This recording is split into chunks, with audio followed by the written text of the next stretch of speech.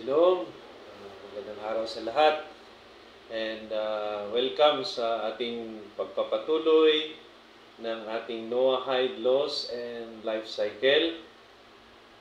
Tayo ay nasa lesson number 61. At ito ay may pamagat na epilogue, or in Tagalog, epilogo. So this is from the teachings of Rabbi Attorney Abraham Chaim Blumenstiel, who is a Dayan, or a Jewish court judge, and at the same time a More Hura'a, the highest title ng isang rabbi or Jewish teacher. So we'll discuss about yung mga gabay niya, no? So, in the past, we have learned lessons 1 to 60. So, ito ay pagpapatuloy, no? Especially on the matters concerning yung mga paniniwala, no, ng isang Binaynawak or Noahide. Yung tawag natin sa mga non-Jew, no, from the other nations na sumusunod sa Torah, no, or bumabalik sa katuruan or mga kautusan ng ating Creator. Blessed be He. So, ang tawag natin ay Binaynawak, or in English, Noahide, no? So, again, this is part of our Noahide Laws and Life Cycle lessons, and to be presented by yours truly, Nagid of Binaynawak Congregation Philippines of Noahide Nations. So, gaya ng ating nakasanayan, of course, i-dedicate muna natin ang zikot or merit ng ating pag-aaral sa mga may karamdaman, may mga sakit ngayong panahon, at naway sila'y gumaling kaagad. At sa kapayapaan din ng Israel at sa tagumpay ng Israel Defense Forces. So, sa ating mga sarili din, no, ating hilingin sa ating Hashem na tayo bigyan niya ng kaunawaan upang madali nating maintindihan ang ating mga pag-aaralan. Okay? So, sisimula tayo sa mensahe ng may akda nitong Noahide Laws and Life Cycle na si Rabbi Attorney Abraham Chaim Blumenstiel. So, sabi niya, hindi ko may pahayag sa inyo kung gaano ako kasaya at karangalan ang magsaliksik, magsulat at magturo ng paksang ito. Nagkaroon ako ng maraming mabubuting kaibigan at marami akong natutunan sa daan. At layunin ng pag-aaral na ito ay hindi upang masakop ang buong pananampalataya ng Noahide or Binaynawak. Kasi upang magawa ito, aabutin tayo ng maraming taon. Ang aking intensyon ay tuklasin ang mga pundasyon at mga batayan ng pananampalatayang Noahide or Binaynawak at alamin kung saan ito naiiba at may pagkakatulad sa pananampalatayang Hudyo or Judaism. Sa paggawa nito, inaasahan kong tulungan ang mga nag-aaral ng Noahide Laws and Life Cycle na hanapin ang kanilang bahagi o parte sa loob ng Torah. Ang lahat ng kasangkatauhan ay may bahagi sa loob ng Torah at nais ng Hashem na mahanap natin ito, mahanap ng bawat isa sa atin. Bagaman ang paghahanap ng bahagi na ito ay isang panghabang buhay na proseso ng pag-aaral at paggalugad. Ito ay dahil ang Judaism at ang Noahism ay sa kanilang mga pangunahing tungkol sa pagbuo ng isang relasyon sa ating Creator, blessed be He. So, ang anumang relasyon ay nangangailangan ng pagsisikap at sakripisyo.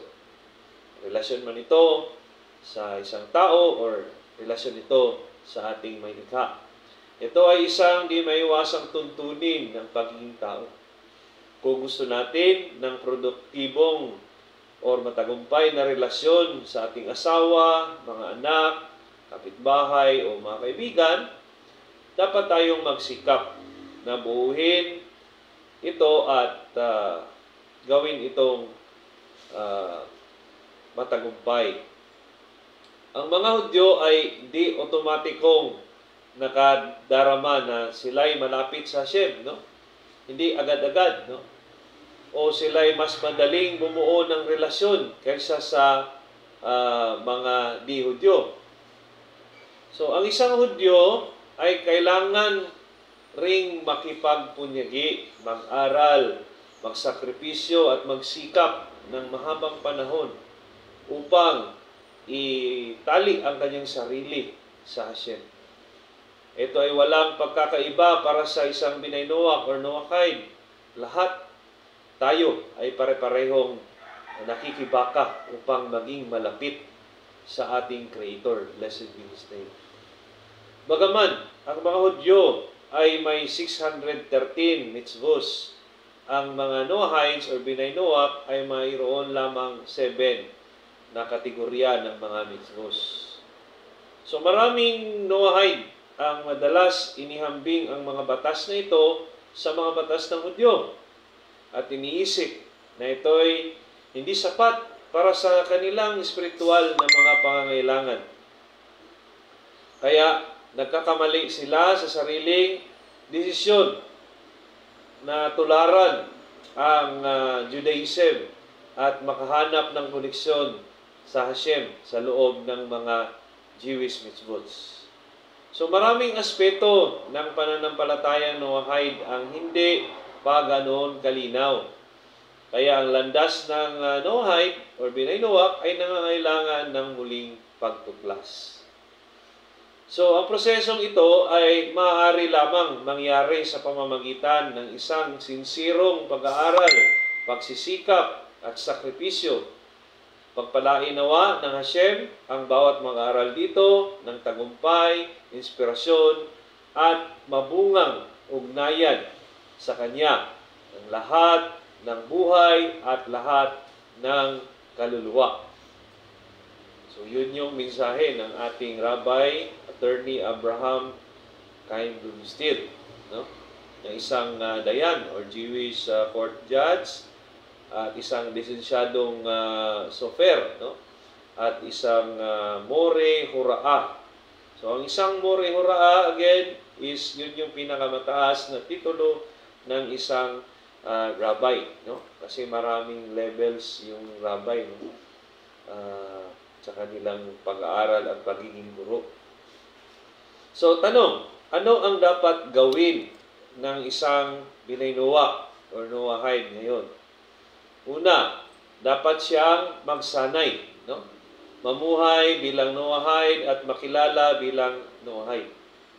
Yakapin ang pagkakakilanlang ito at gawin itong motibasyon para sa gumawa ng mabuti sa mundong ito. So maglaan ng panahon upang manalangin at humanap ng mga pagkakataon para pagandahin ang mundo at parangalan ang Hashem, no? To honor Hashem and to find time to pray, no? So at mag-contribute sa mundo, sa ikaganda at ikakaunlad ng mundo. Sabi pa nga nila, ito ay yung Hebrew word na tikkun ulam. So number 2, yung pag-aaral, no? So ito ay tatalakayin natin mamaya-maya. So, number 3 is bumuo ng komunidad ng mga Binay Noach, no? So ganun yung ginawa natin, no? We have Binay Noach Philippines na isang congregation Ang isang congregation ay binubuo ng maraming komunidad. At sa bawat komunidad, meron tayong mga community leader na sila rin yung nagiging prayer leader, no? So ito ay hindi na umiiral, no? Ito kasi ay meron talaga noong mga sinaunang panahon, no? But generally, hindi na ito umiiral sa mahigit na ilang daang taon, no? Ilang libong taon. Kaya ito ay isang mahalagang gawain ng isang hayag na magtipon at umanib sa isang komunidad o isang kongregasyon ng Binaynuwak o Noahide. So, ang susunod na dapat gawin ng isang Binaynuwak ay yung pag-aaral ng Torah. Yung Torah, yun yung instruction, no, in English or mga gabay sa buhay. Kung sabi nga ng ating mga guro, no, ating mga rabay, na yung kung yun kang appliances binibili natin, no, na merong manual, how much more yung tao na nilagay ng Hashem dito sa mundo. Siyempre, may inaasahan siya mula rito sa kanyang nilikha. So, yun yung purpose ng Torah, no, na meron tayong instruction, meron tayong manual kung paano mamuhay bilang matuwid na tao or righteous person. So, ano ngayon yung mga elements sa pag-aaral ng Torah? So, number one, yung text, no, or teksto. So, yung pinag-aaralan natin, no, mula sa original na mga teksto ng Torah, no, ng Talmud, ng Midrash or Mishneh Torah, ito ay ating susuriin kung yung pinag-aaralan ba natin ay naangkop para sa isang hindi Hudyo or Binaynuwak, no? So, may parte kasi ng Torah na inutos lamang sa Binay Israel at hindi sa Binaynuwak, no? Say for example, yung pag-rest on Shabbat, no? Yung pahinga sa araw ng Sabado, ito ay inutos at ito ay sign between Binay Israel and Hashem. So ito ay nakasulat sa Torah, no? In Exodus, na ito ay maging palatandaan ninyo, mga angkan ni Jacob or mga anak ng Israel at ng Hashem. So, for us, as Binaynuwak, we are supposed to honor, no? To remember na itong araw na ito, as said in Genesis chapter 2, verses 1 to 3, ito ay holy, no? Or banal na araw para sa ating Hashem. Kaya tayo ay nagtitipon at nag-aaral ng kanyang Torah sa araw na ito, ngunit hindi tayo nagpapahinga. Okay? So tayo pa rin ay gumagawa ng mga gawain na ipinagbabawal kung ikaw ay isang Hudyo, no? Gaya ng pagluluto at iba pa. So, pangalawa, pagsasanay or practice, no? So, ang pag-aaral ng mga aklat sa aktual na pamumuhay at katuparan ng halakha at pagsasanay. Yung halakha is ay Hebrew word for yung laws, no? From the word halak, no? Or meaning yung daan, no? Yung ways kung paano gawin ang mga bagay. Kaya ito ay pwede rin unawain bilang isang batas. Pagsasanay, practices. So, pangatlo is yung pananampalataya at inspirasyon. Ang pag-aaral ng mga akdang ito no, ay nagpapaalala sa atin na gumawa ng mabuti at sa pagmamahal, awa at kabaitan ng Hashem. Okay, so when we study about Torah, the 5 books of Moses, at saka yung iba pang parte ng Torah, no, in connection with the 5 books, kaya nung mga nakasulat ng mga akda ng mga propeta ng Israel, yun ay part pa rin ng Torah, kahit na yung Talmud na akda ng mga sages natin, yung mga sinaunang mga guro, at yung Midrash, no? Yun ay part pa rin ng Torah. So, yun ay nagpapaalala sa atin ng pagmamahal, kabutihan, at awa ng ating Panginoon. So, ang sumusunod na gabay ay pakinabang sa isang binaynuwang. So, unang-una, maglaan ng mga takdang oras para magbasa at mag-aral. So, tayo ay nagtatrabaho buong linggo, no? So, meron talaga tayong nilalaan na oras, no, para sa pag-aaral ng Torah at ang pagdarasal bilang isang matuwid na servant, no, of God. So, pumili ng hindi bababa sa dalawang material mula sa mga binanggit na teksto at sikaping panatalihin ang pag-aaral nito base sa tinakdang oras. So, tayo, normally, no, nagtatagdang oras natin ay nag-aaral tayo simula alas 9 ng Sabado. Sinisimula natin ng pagdadasal ng mga salmo or mga awit ng Haring David.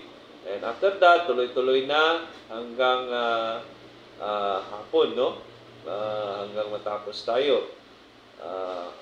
Kasi meron pa tayong mga pinag-uusapan, no? Sabay-sabay tayong kumain ng tanghalian. Then after that, meron pa tayong mga continuous na pag-aaral. So, ganun yung ginagawa natin sa Binay Noah Congregation of Philippines.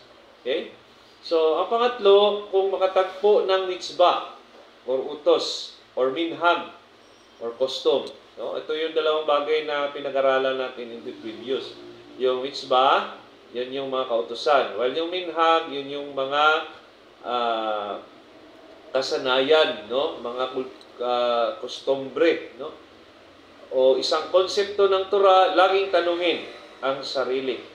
Ito ba ay may kaugnayan sa akin bilang isang hindi Hudyo?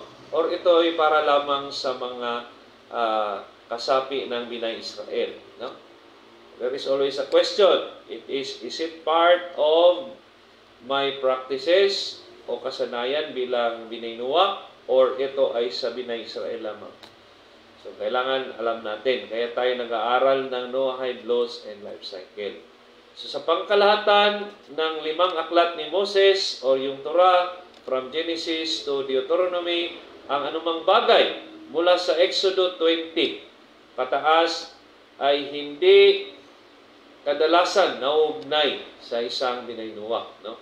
So, starting from Exodus 20, kailangan na natin ng mga guro o gabay upang ma-determine kung ito ba ay nararapat na ating i-observe bilang binaynuwak, no? So, mula Genesis 1 up to Exodus 19, yun ay applicable sa lahat ng tao sa mundo. But starting Exodus 20 until Deuteronomy 34, so, yun yung mga binabantayan. Kaya tayo merong mga guro. So, hindi tayo basta-basta ini-interpret yung mga ganon, no? Kung nababasa natin, hindi tayo kaagad nagde-decide kung ito ay ating or para sa atin yung mga mitzvah or kautusan na yon, no? So, ang paksa ba ay isang mitzvos muskalos or mga kautusan na dulot ng logic, no? Kasi kung mitzvos muskalos yan, siyempre applicable yan sa atin. So, gaya nung kivod Avim, no, or honoring of parents. So yun ay naskasaad sa Exodus 20, ngunit applicable pa rin yun sa atin kasi ito ay tinatawag na mitzvos muskalos or isang utos na logical, no? Kung gayon, maaari itong pag-aralan at isabuhay ayon sa mga batas ng Hudyo. No? Merong mga gabay ang mga Hudyo para dyan. So, pwede natin yung sundin kasi nga ito ay isang mitzvos muskalos or applicable siya sa lahat ng tao. So, gayon pa man, mag-ingat at magtanong palagi sa ating mga guro kung sa anumang partikular na kasanayan. No? Kung ito ba ay natatangi sa kasanayan ng mga Hudyo or ito ba ay applicable sa hindi Hudyo. Sa makatuwid, maging bihasa sa pagsusuri at pag-aangkop ng material mula sa mga aklat na isinulat para sa mga Hudyo. Basically, yung Torah ay binigay sa Mount Sinai, no, sa mga Hudyo. So, sa kanila yung inheritance na yun, no? But, of course, sila yung inatasan ng ating Creator, blessed be His name, na magturo sa atin. Kaya, sinasanggunin natin yung mga rabbis, no? Yung mga bihasa na mga rabbi sa tungkol sa kung ano dapat yung ating pag-aaralan.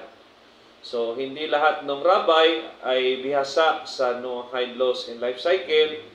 So, meron lamang, no, na mga natatanging rabbi na talagang ito yung expertise nila. Kasi bawat rabbi meron siyang tinatawag na specialization. So, yung mga nag-specialize ng Noahide laws and life cycle, yun yung angkop na magbigay payo sa ating mga katanungan. So, at kung kinakailangan mo ng tulong, makipag-ugnayan lamang, no, sa Noahide Nations or dito sa Pilipinas, pwede kayo makipag-ugnayan sa Binay Noah Philippines. Okay? So, ano yung mga halimbawa ng mitzvos muskalos? No? Number 1, yung sinabi ko kanina, paggalang sa mga magulang. No, pangalawa is yung hindi pagiging malupit sa mga hayop.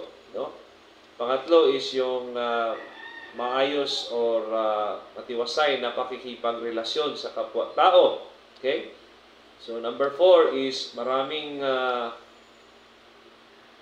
so, sa mga batas ng pananalapik, no? Careful tayo doon. So, yun. Applicable pa rin sa atin yun, yung mga batas tungkol sa pananalapik. Okay? Para yun sa lahat ng tao. Then, number 5, yung kawang gawa or charity. Yung mga sidaka, no? Yung laws about sidaka, applicable yun sa atin. Yung pang-anim is yung pag-aalaga ng may sakit, no? Lahat ng tao hindi na kailangan nating yun, no? Automatic na yun, no? Na applicable. Mitzvos muskalos na agad yun, yung taking care of the sick. Number 7, panalangin at pagpapala, blessings and prayer. Of course, applicable pa rin yun sa lahat, no? Mitzvos muskalos pa rin yun. So, number 8, pagtuturo sa mga batas ng Binay Noah or Noahide laws, no? So, yun. Automatic na yun. Na mitzvos muskalos yun. Bawat isa na nabigyan ng katuruan, no? Tungkol sa Noahide laws ay merong mitzvos muskalos na ituro ito sa iba, no? Upang lahat ng tao sa mundo ay alam ang tungkol sa Hashem, no? So, the knowledge of Hashem will spread like water covering the seabed. Ika nga ni Propeta Isaiah. So, tayo lahat ay merong contribution para doon, no? So, ang reward noon ay napakalaki, no? Sabi nga ng Daniel, Propeta Daniel, sa chapter 12, verse 3, no? Those who bring others to righteousness will shine like stars forever. Okay? So, that is talking about ulam haba. So, yung pwesto sa ulam haba, yung kelek, no? Yung share mo. mas malapit ka doon sa source, which is ang Hashem. Kung ikaw ay nagtuturo sa iba pang mga hindi Hudyo tungkol sa Noahide laws. Okay? So, I would encourage yung mga nag-aaral sa ating lessons, no, tungkol sa Noahide laws and life cycle, to share this to other people, to share this to those who are still in the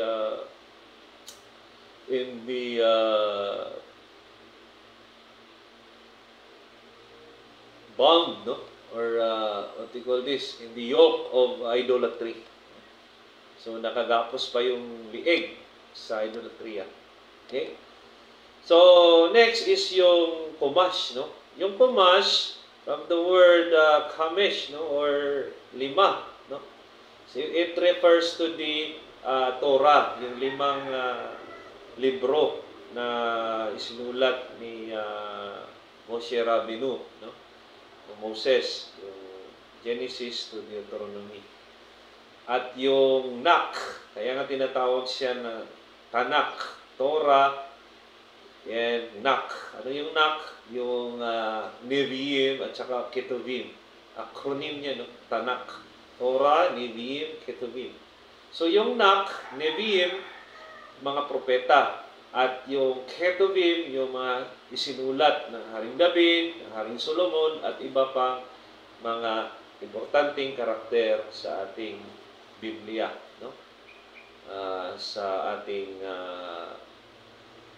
yung Hebrew Scriptures, no?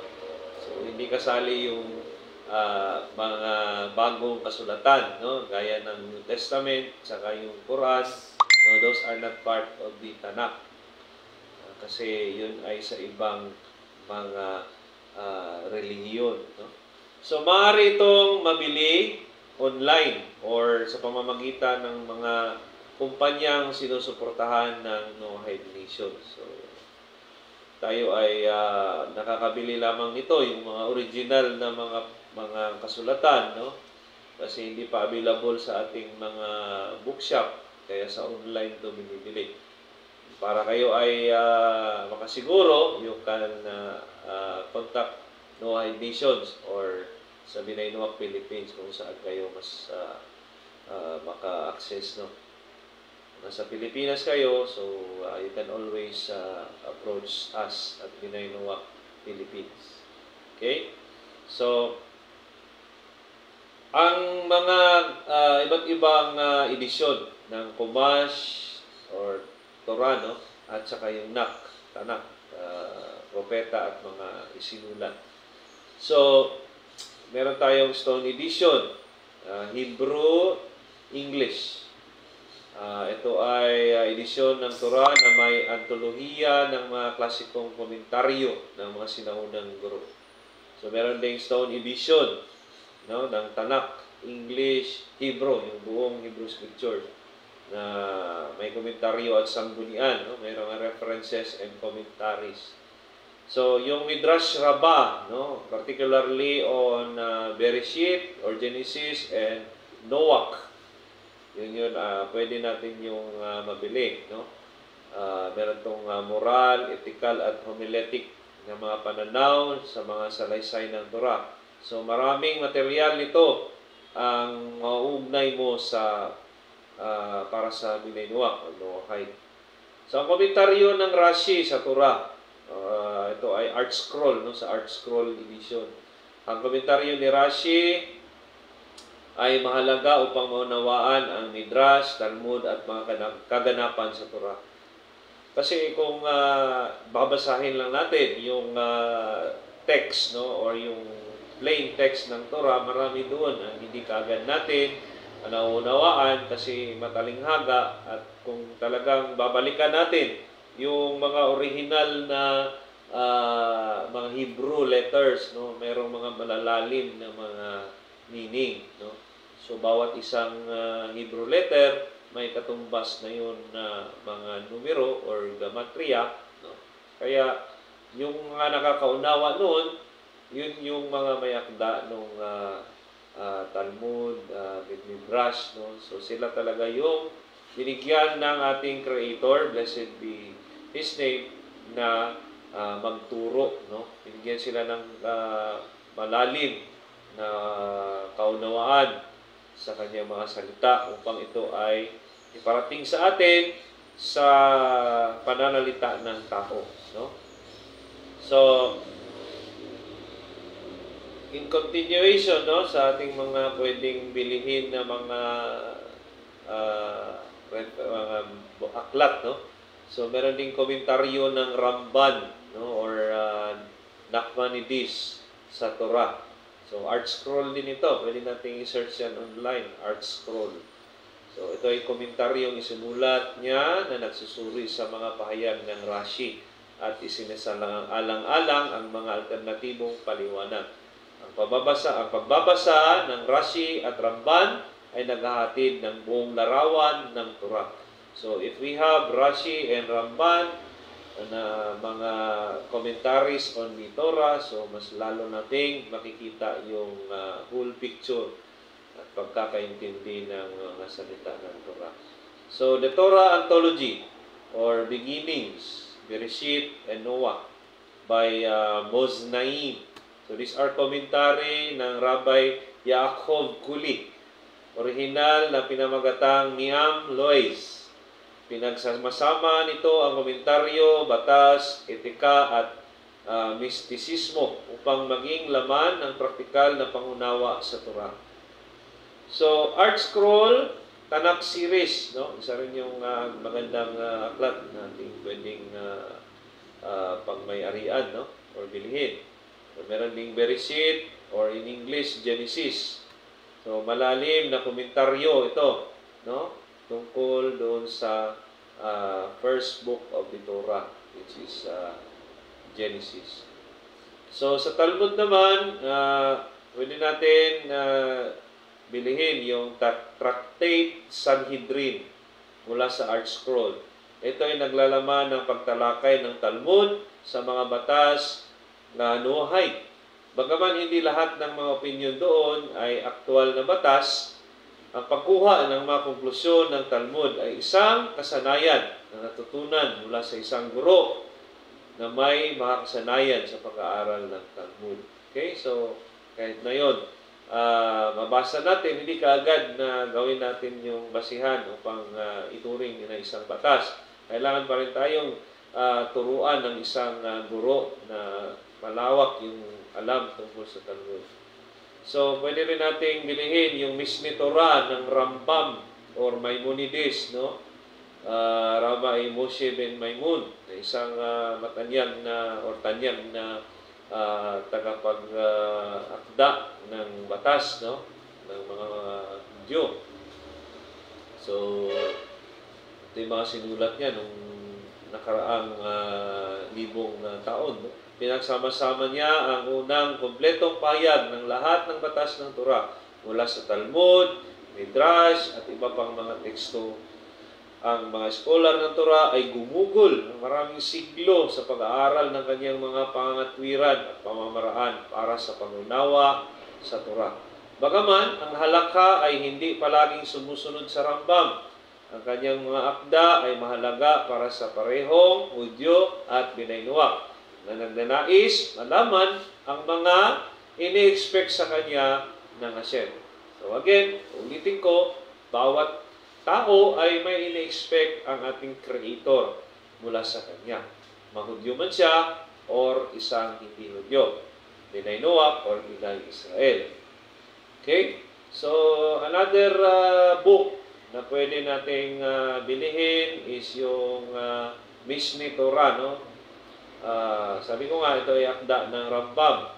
So, meron tayong volume 1, yung Yesodei HaTorah or Foundation of the Torah mula sa Moznaim, no? So, ito ay mga pundasyon ng paniniwala sa Torah. Yung volume 2, Hilkos Dios or mga katangian, no? Moznaim. Mula pa rin sa Moznaim, yung aklat na yun, no? Mga katangian at mga katangian ng tao, no? kung ano yung kanyang mga dapat gawin upang pangalagaan ang kanyang sarili at iba-iba pa. So, volume number 3, Abodas Kokhavim. So, yung pagsamba sa mga Diyos-Diyos at mga Diyos-Diyosan, no? Mula pa rin sa Muznaim, no? Mga batas ng idolatria at sumasamba sa mga hindi tunay na Diyos. So, volume 4, mga batas ng Teshuvah, mula pa rin sa Muznaim, no? Mga pamamaraan ng pagsisisi.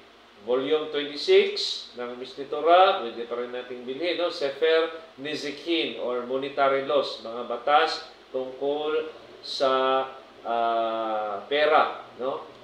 At negosyo. So, volume 29, Sefer Shoftim, mga hari at hukom. Kasama ang mga akda ng Rambam sa mga batas ng Binay Noach or Noahide Laws. So, tungkol naman sa mga Noahide Laws, meron tayong mabili na libro na akda ni Rabbi Aaron Lichtenstein or Lichtenstein, no? These are the 7 laws of Noah and Divine Code ng Rabbi Moshe Weiner. About naman sa prayer o panalangin, no? Or blessings, meron tayong the order, no? Yung sa Noahide missions na gamit natin.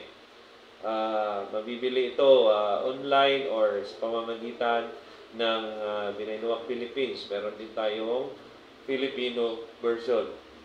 So, pwede rin tayo bumili ng art scroll, full size or pocket size na Book of Psalms, no? Para sa ating mga pangangailangan sa pagdadasal, no? So, pananampalataya, paniniwala at pag-iisip. Ito naman ay mga aklat gaya ng The Way of God ng Rabbi Moshe Chaim Luzzatto or na akda ng Fieldheim or published by Fieldheim. Ito ay klasikong paglalahad sa mga batayan ng pag-iisip at paniniwala ng Torah. So, another is the Handbook of Jewish Thought, Volume 1 and 2 na Muznaim. Napakahusay na kumpedya ng mga pangunahing kaalaman sa Torah. Bagaman, nakatuon sa mga Hudyo, pero naglalaman pa rin ito ng mga material na nanungugnay sa mga hindi Hudyo o Binay Noach. So, meron din tayong Universal Garden of Emunah ng Rabbi Shalom Arush. Meron din tayong kay Rabbi Nachman of Breslov tungkol sa pagsisisi na isinalin ng Rabbi Kaplan, no? Return of My Soul. Okay? So, Outpouring of the Soul, wala pa rin sa Muznaim. Meron pa rin kay Rabbi Nachman of Breslov at gi-translate ng Rabbi Kaplan sa English. Our Amazing World. So, this is from Art Scroll na naman, no? Mga publisher ito, Muznaim, Art Scroll, sa Fieldheim. So, dito naman sa Our Wondrous World,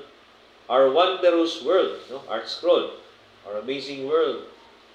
At iba pang mga batas at kasanayan na interpersonal. So, meron din tayo sa art scroll niyan, no? The Laws of Interpersonal Relationships. So, tungkol naman sa wastong pananalita by Kofetz Chaim, meron tayong Lesson a Day by Art Scroll. Meron din tayong Family Lesson a Day, Art Scroll pa rin by Kofetz Chaim. So, Positibong Word Power by Art Scroll.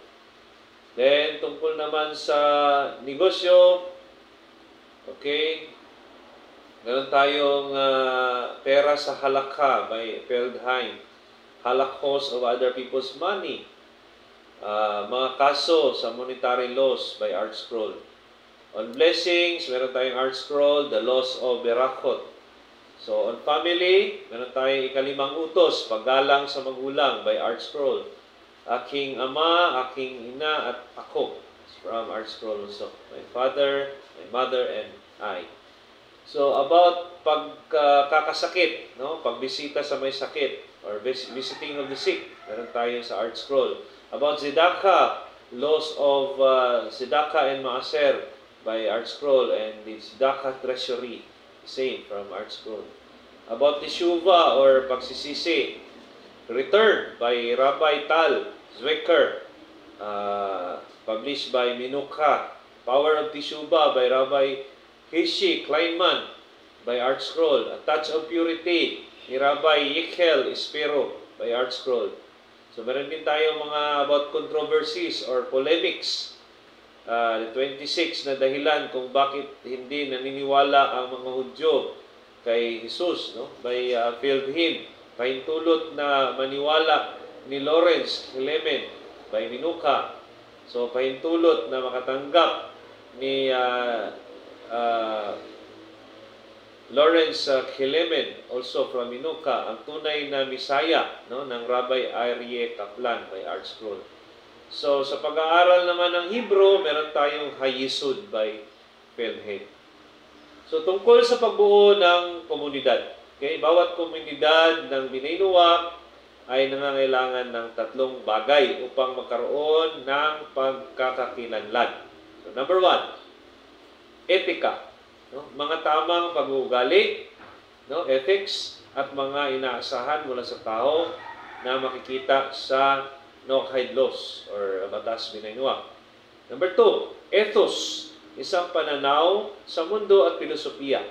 Bahagi rin ito ng mga batas Bnei Noach at sa pangkalahatan, pareho ng pananaw sa mundo ang Bnei Noach at Bnei Israel, Hudyo at hindi Hudyo. Bagaman ito hindi madaling unawain, gaya ng pagsabi ng dapat gawin mo ito, dapat gawin mo ganyan, dapat hindi gawin ito.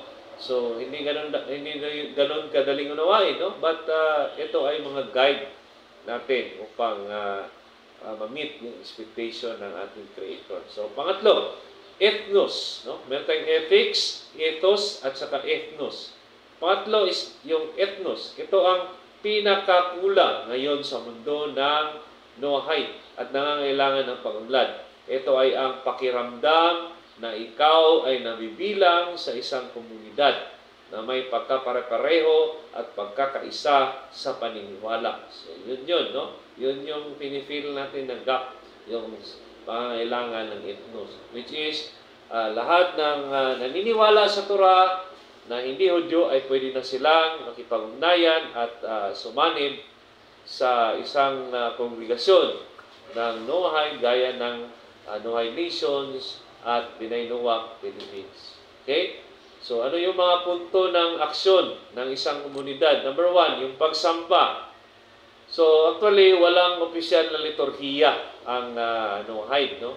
Kaya ang Noahide Nations at As Noah International ay bumuo ng mga liturhiya para sa mga komunidad at individual na Noahide. So, bagaman ito ay mga panimulang punto lamang, habang lumalawak, katumuunlad ang pananampalatayang Bnei Noach or Noahide, kinakailangang iangkop ang mga panalangin sa mga pangangailangan ng komunidad. Ang ilang mga panalangin ay kailangang pangisulat, no? Halimbawa, ang silikot or mga panalangin para sa panahon ng pagsisisi tuwing Ilul. Wala pang partikular na ganun para sa Noahide, no? Ngunit ang mga Hudyo, meron na silang sistema, no? Ito ay mga pangangailangan para sa pagdiriwang na nagpapahayag ng kaugnayan ito sa mga Noahide. Okay? So, pangalawa is yung mga serbisyo. Mahalagang bumuo ng mga regular na serbisyo na pangkomunal batay sa mga liturhiya na binanggit. Dapat ding maging bahagi nito ang mga espesyal na serbisyo o holiday. Okay? Musika, no? Music. Ang music para sa pagsamba ng isang Bnei Noach ay napakahalaga. Ang lahat ay nakikilahok sa pagsamba at lumilikha ito ng isang masayang pakiramdam. No? Tayo ay na-elevate, no, ang ating kaluluwa. No? So, pagkain, no? Yung ating communal meal. Ang pagpapakain sa mga tao ay ang pinakamabisang paraan upang bumuo ng komunidad at mapayapang relasyon sa bawat isa. Ang mga komunal na pagkain ay ganap na mahalaga sa pagbuo ng pagsama-sama at komunidad. Next is yung pag-aaral ng Torah bilang isang komunidad. Mahalaga sa isang komunidad na may regular na sesyon ng pag-aaral at may tagapagsalita o may nagtuturo, lalo na sa espesyal na mga kaganapan.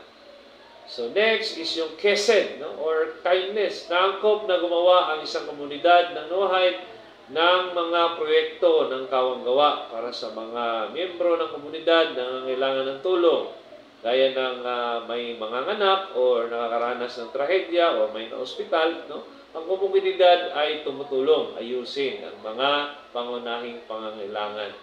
No? So pagtitipon sa panalangin para sa may sakit, ginagawa rin natin yon, no? Pagboluntaryo para sa iba pang mga mabuting layunin. Fundraisers para sa mga nangangailangan, no? Nag-contribute tayo para tulungan yung ating mga kasamang Binaynoa. No? Food drive, especially during meron tayong mga holidays, no? Na pinapakain natin yung mga ating nakikitang kailangang mga lugar na nangangailangan ng pagkain. So, finally, bumuo ng organisasyon ng pagpapahiram para sa mga supply ng sanggol, medical na pangangailangan at iba pa. So, yun yung mga target ng ating community or congregation. Again, yung congregation is yun yung atin, no, sa Binaynoa Congregation Philippines, at sa congregation maraming komunidad, no? Meron tayong iba't ibang mga community under sa Binaynoa Congregation Philippines. Okay? So for now, yun lang yung ating munang tatalakayin sa ating pagpapatuloy sa Noahide Laws and Life Cycle. And again, this is lesson number 61 entitled Epilogue. Sa susunod, lesson 62 ay pag-aaralan naman natin yung tungkol sa Hashem, no? Kung ano yung kanyang katangian, kung ano talaga, kung paano natin ilalarawan yung ating or intindihin yung pagkakakilanlan ng ating Creator, blessed be His name.